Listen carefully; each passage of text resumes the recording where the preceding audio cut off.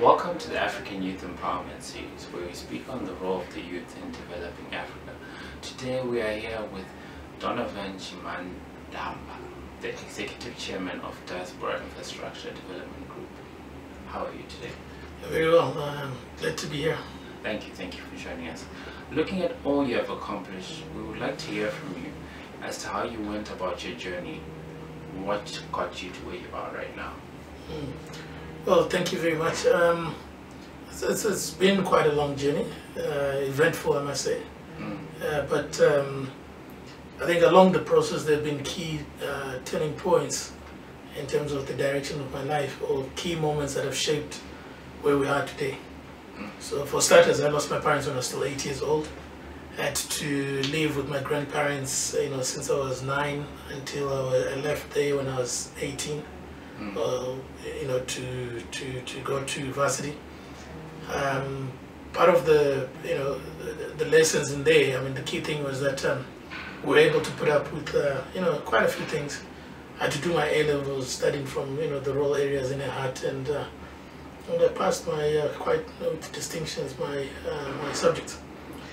I think later on in life I was quite fortunate when I was working for my aunt at one of the service stations, a few stations in Zimbabwe, and I met the then general manager of engine refinery, and they were very at that time there was no fuel in Zimbabwe, and I was running a service station, so I had to come up with some ways of getting my reserve fuel to help these poor people who were traveling across Zimbabwe.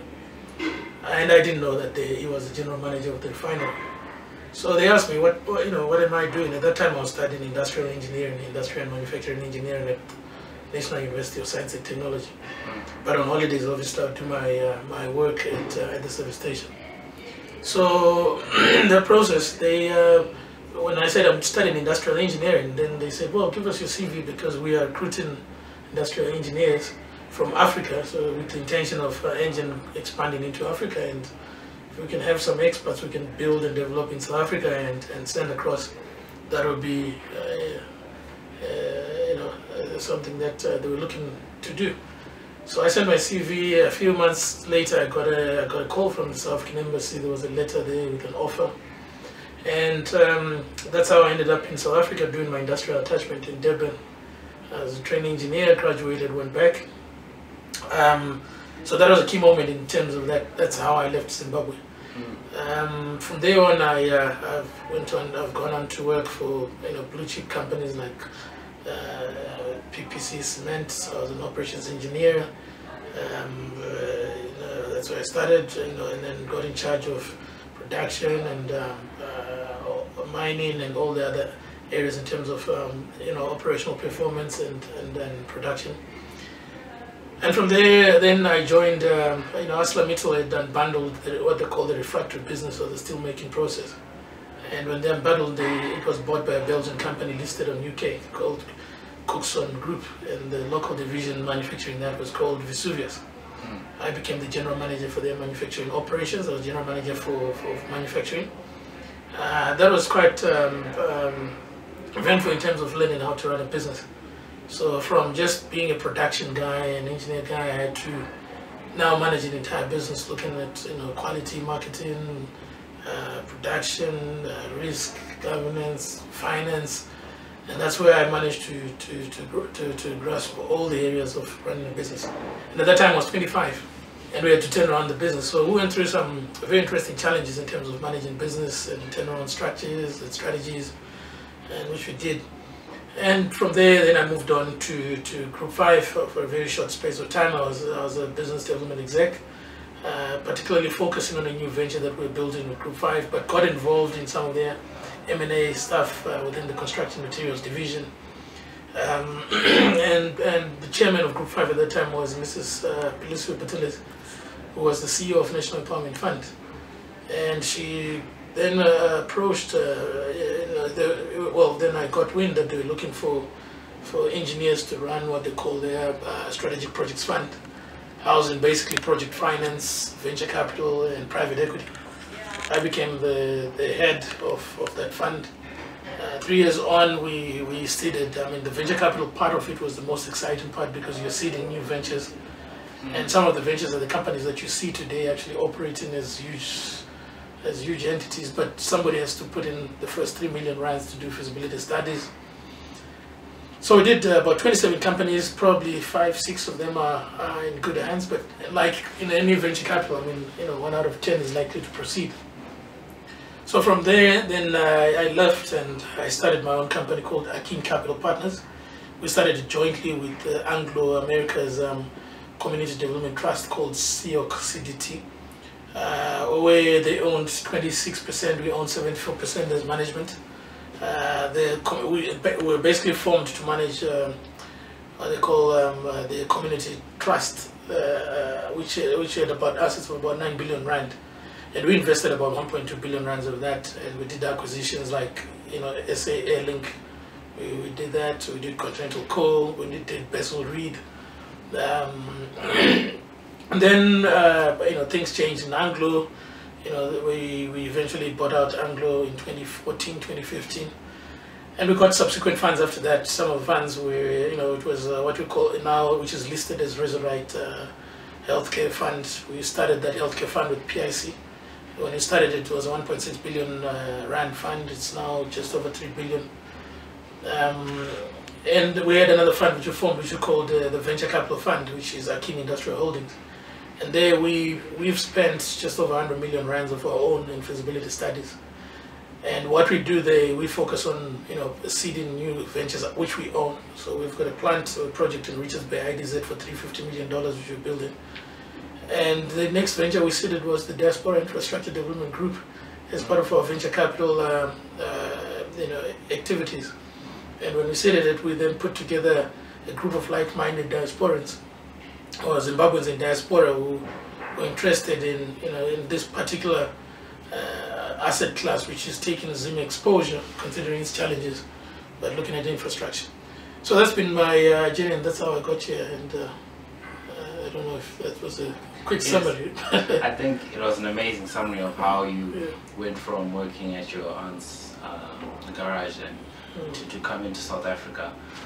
Some of the wanted to find out some of the key steps that you took to become what you are now, from being an engineer to being able to run so many businesses, and the success you achieved. What was important in that? Well, I think it's over time one has to get the ability to see the end before you start. So if it's almost like you have to start with a dream, and once you have a dream that sets out the vision and what success would look like. But then the most important thing when you have that is is the strategy and the tactics and the actions that you take. And once everyone dreams, but not everyone gets to where they dream. Some just decide that it's not possible. But strategy lies in action. So we're very being able to float between strategy, tactics, and operations is very important. But you need to move quickly into action. Fail within, the journey is always the same. It might take different routes and you might fall there, come back, but as long as you know what's the aim, strategic aim is, it's easier to get there. You might not get there tomorrow, but you will eventually get there. So those are some of the key things. The other thing is allowing yourself to be surrounded by people who think. You want people who have ambitions, but more so have technical ability. So that's one very key important step. So otherwise you find everything on your shoulders. And I must not fault the basic education we got. I mean, my first degree was engineering, industrial and manufacturing engineering, and the MBA also gave me the ability to think broadly and widely, which I did with the Gordon Institute of Business Science in 2006. So I think those are some of the the key steps or foundations that have helped me along the way. That is amazing, your education and how you went about it. The DIDG, Diaspora and Infrastructure Development Group, is one of the first real signs of positive change in Zimbabwe. Tell us about yourselves and your organization. Well, it's in 2016 we out of our golf society called the Brawlers Golf Group. We about at that time just over 200 golfing members, largely from Zimbabwe. We on the 19th hole. I mean, the pertinent question or caring question was always, what are we going to do in Zimbabwe? We're all here. We are. This is not our home, but we continue to brag about living in the streets of New York and London and flying to Paris to do shopping. And then you can't even brag about fly to Harare to do some shopping, or fly to Gwanda or Gweru or Bulawayo or your own city. So, and the question was, if it's not us, then who? So at that point, I mean, a group of us were 13, and we set out a very simple vision. We said, look, what can we invest in? And it was clear to us that infrastructure is the first thing that's important, that's lacking in Zimbabwe. So we said we're going to focus on infrastructure because it's less sensitive to issues around politics. People are going to buy water whether or not there's Chamisa or there's Nangagwa or there's Mugabe. People are going to need roads. The mines are going to need the rail networks. People are going to need air transportation. That infrastructure, because once you have that, then everything else, service industries, the manufacturing value addition industries, they can only build on top of good infrastructure. So that's where the infrastructure asset class focus came from. So we're a group of diasporans, and we said we're going to invest in infrastructure and develop infrastructure, and that's how we started. Now, as it has gone, I mean, as we progressed, I think we've become even clearer, because that's the vision in terms of developing infrastructure. But the question was how? How do you go about developing infrastructure? And you as a company, what exactly do you do in that part? So there are a few simple things we decided that we'll do. Firstly is what we called, we have to take control of the command in height. Command in height being the key infrastructural activity within an industrial sector. So if it's rail transportation, the command in height would be your NRZ. If it's energy and power, it's your Wangis and Zesas. So we said, we don't want to be going in there to look for these small jobs. We want to be directing the strategy in terms of the command in height. So once you control that, then the second thing is to say, what role do we play within the command in heights? Now, we're in the process of building a Group 5 and Avenge, the Marion Roberts. That's what DIDG is. It's basically a diversified and integrated engineering, manufacturing, operations, construction, civils company. That's what we are. Once we control the command in height, then we send in our company to do all the various infrastructural development work that's required. So that takes away, we want to be able to direct the strategy of the sector and be able to contribute by providing the work. So that's in terms of the how. But one very important thing when we set it out from the beginning was that we recognize that Zimbabwe has been surviving on diaspora remittances. I'll give you the numbers. 2016 as an example, the remittances from diaspora were about $4 billion. NGO remittance funding through aid and packages, not necessarily cash, was around $760 million. FDI from all these what you call investors and the noise and all that was only $315 million. So when you look at those numbers, then one must be, then you ask yourself, so who is the real investor in Zimbabwe? When people were not able to, they like this thing of going to China, we've gone to Japan, we've gone to America, but your biggest investor in Zimbabwe is your diaspora. The ones who have been putting money with no terms, sending money to their grandparents. Now that was largely for sustenance, to keep the families going, food, school fees and all that stuff. You haven't even tapped into the real investment capital of the diaspora.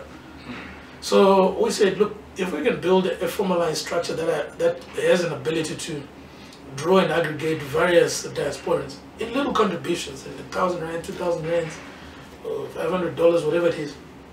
But if you have 1 million diasporans investing $1,000 over a year, that's $1 billion. That's true. Now, if you have $1 billion as equity, this is money that does not tie down the country. This is money that's not mortgaging the country where it says, if you default, we're going to put this and that. This is real equity from your own Zimbabweans. So DIDG, when we set it up, it's got structures that allow other diasporas to come in.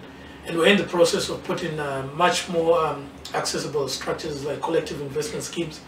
And we're working with one of the global mutual funds to try and put some policy or instruments that a person in Colombia, in Brazil, in Canada, in Calgary, in Russia, or wherever, if you're Zimbabwean and you want to invest, you can just go and buy the policy off, and that's how you're going to get, we're still looking at 100,000 diasporans, 100,000 at $1,000, it's $100 million already. And if you can do that yearly, it will be very difficult for anyone to compete with that check size. So that's DIDG and who we are and what we're planning to do. And that's a very interesting way to look at it, considering these 4 million Zimbabweans living in the diaspora across the world. What challenges has your organization faced and in the past and is currently facing? Look, Zimbabwe is well, when we started this, there was still what, in Zimbabwe they say the previous regime or old dispensation. And at that time, even us Zimbabweans were very skeptical. So to get any Zimbabwean to believe that you can actually go into Zimbabwe and be able to take a command and privatize, semi-privatize the parastatal, such as NRZ, which is regarded as of high security importance within the Zimbabwean security or securocrats. It's something that people thought we must be dreaming, or and people continue to expect us to fail somewhere. And so those are the challenges, and most Zimbabweans, especially coming from the banking community. I mean, I think Zimbabwe at some point in time, an intellectual capacity that was formed around the banking community when there was a boom of banks, it's so amazing. But that experience, when you sometimes rely and try and work with such people, you spend more time looking on the ground instead of looking at the stars. So sometimes what we did strategically early on was to, the concept of it's only a blind man who can walk through a fire and not feel the fire. And yet everyone else who's looking at the fire might say, you can't go there, you get bent. So we surrounded ourselves with people who had a dream and who were looking at the stars, not looking to keep their feet on the ground. So some of the challenge was that, but again, that became the opportunity because we're the only ones who were brave enough to see through the noise. We obviously, Zimbabwe is a country that's guided by certain gatekeepers for the last years who believe that any large transaction should go through their hands. So I think that was our biggest challenge because our protagonists are largely sponsored or coming from that angle that who are these people? They're not part of the system. But the rest is project finance, technical capacity that we have. Has the change in leadership brought more optimism and hope for you in terms of business within Zimbabwe? Look, I think definitely there's change. The pace that the government is pushing us to implement transactions is a pace that we have never seen before.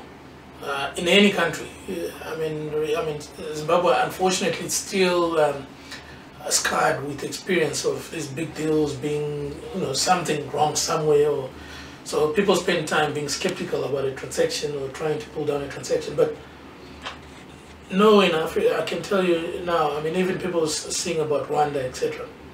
The Zimbabwean government, if it gets to a steady state with the approach that they've taken, I think you'll probably find that they might be the quickest in terms of doing deals. We face less resistance from government in the sense that they want something done. People are tired of things not happening. So we're getting more support. So the bureaucracy is not an issue at all. The issue was more around the gatekeepers who surround the bureaucrats or the politician and try and whisper something negative to derail the transaction, no pun intended. So I'm very optimistic. I mean, even after elections, I mean, if it's ED government, I'm very optimistic. I don't think it can get worse than what it was before. So I'm very optimistic. If it's Chamisa who wins and gets into power, I can't see any of them taking the country backwards. I think the question is, which story do you believe in, or do you think he's able to implement? But I believe both, both parties or people they will probably set Zimbabwe on a path that's very exciting. And looking at Zimbabwe's future, we always have to mention the youth. What do you believe the youth of Zimbabwe need to do to help in the development of the country? I think we need to get our youth back to work. There's a whole generation, that missed out on proper professional work. People, the work ethic and culture, the mindset, it was unfortunately molded by the circumstances surrounding them. So it's not to say people are incapable, but they have to, there's going to be a need of a culture change, and because we need to get those people into work. People are everyone. You can't have a country with 90% of the working class being entrepreneurs. You need the grinders. You need the guys who drive these companies. There's nothing wrong with everyone being entrepreneurial, but I just don't. There's always a fair balance between entrepreneurs and the workers and middle class, and that's how you need to build a sustainable economic structure. So the youth needs to, where we play a role is with all these new ventures that we're creating. We need to put in the youth and make sure that they're meshed with people who have had the right experience and who have the right culture, so that we start ingraining and putting in that building the intellectual capital for the future, in terms of, because it's only the youth that will lead in the future organizations. So we cannot continue to have them outside the system, and we have the old people in the system. So we have to be moving the old people into advisory, space. You can't take them out because they have intellectual capacity, like I mentioned about, the old guy. He's amazing. I sat in a room in Cape Town 2-3 weeks ago with some of the amazing brains, and I've never felt intimidated like it. Where you realize that, the amount of knowledge and intellectual capacity that was sitting in that room could do wonders for a country like Zimbabwe. But then again, some of their weaknesses become their experience, because they spend more time focusing on their bad experience and how to make sure that never happens again. Whereas the youth can actually come in and leapfrog and start looking at problems of the future, not problems of the past. And that's where we need youth integration into what we're doing. Looking at Diaspora Infrastructure Development Group, I wanted to find out, is it a Pan-African company? So our strategy is, you have to start somewhere and be good where you start. So, where we're starting is we focus on Zimbabwe. If we get it right, we think our model is easily replicable in any other African country. There's some statistics that I saw. The diaspora GDP, if we were to measure diaspora GDP, is about $350 billion. Nigeria receives $22 billion from diaspora. Somalia is being built by diaspora. So is Ethiopia. So is Rwanda. It is the diaspora that comes back and puts in that first equity check and putting their skills on the table to build the economy. So we think with our model, if we get the structures and the instruments right, it'll be very easy to move into other countries. In fact, already out of the inter transactions, we are starting to see some probably synergistic opportunities that aid to a transaction that might be in Mozambique, it might be in Zambia. Just making sure that the entire North-South corridor, line is balanced in terms of capacity. You don't have perfect rail and bad rail, and because what's the point of making Zimbabwe infrastructure so good and yet the port or the Mozambican part is lagging behind because things will just pile up there. So naturally we'll grow with our value chain as DIDG, and I think that's how we're going to evolve to become a Pan-African company. But strategically we're going to push and drive on Zimbabwe first for the next 5 years. Yes, and looking at getting involved within African nations, what would you say the youth of Africa needs to do to help develop our nations? So I think it's the youth needs to get involved. Unfortunately, you have to go begging on somebody's door to try and get involved. But I think for starters, I always believe in education. Sometimes people have a tendency of trying to emulate or copy results. They don't want to copy the process. You know, and the process is tough. You know, it hasn't been easy. I mean, some of my companies have gone through very torrid periods and failed in some cases. You know, but so the youth, you know, the danger sometimes that we face these days with social media and stuff is there's a lot of you know, people flaunt things. You know, you have people flaunting Lamborghinis, Bentleys, throwing parties, all white parties, and it's very easy for the youth now when they look at that and they think this is the measure of success. Now, whether that person is successful, I mean, that person might be doing it for business to sustain his own business. But youth have a tendency of trying to copy the result, or trying to find a shortcut to get a Bentley. So, you know, my biggest advice is get the fundamentals in place. There's no harm, you know, get your qualifications, get some basic, you know, whatever degree or education you get, what it teaches you is the process of approaching problems logically. That's what you get from any education. It gives you an ability to construct an argument, constructive view, ask the right questions, and that's how you get the experience. And then work somewhere, you know, get a few, you know, years under, you know, in various environments, get some form of experience. And you know, others are career guys, you know, they'll do well in corporate, and we need those people. Others will do well as entrepreneurs, you know. So for you, I think, you know, focus on the process of becoming good, not on the result, because that's where many people lose it.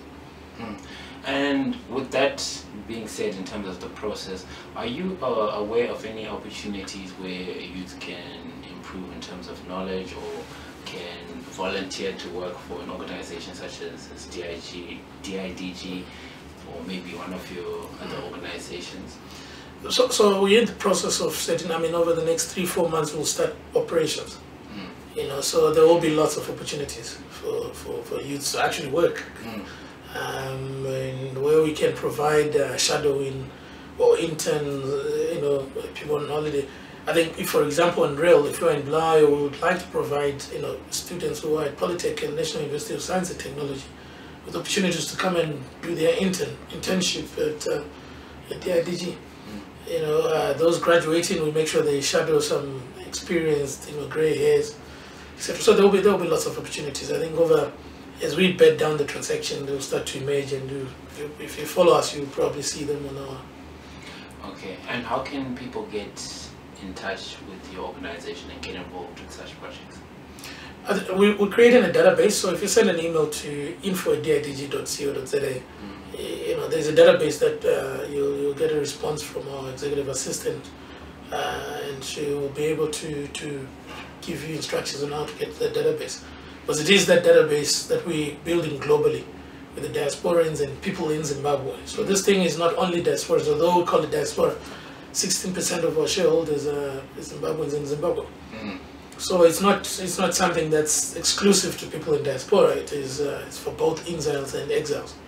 So if you're on the database, we will use that database as our first place to go in terms of trying to find which resources do we take from, or we send opportunities to.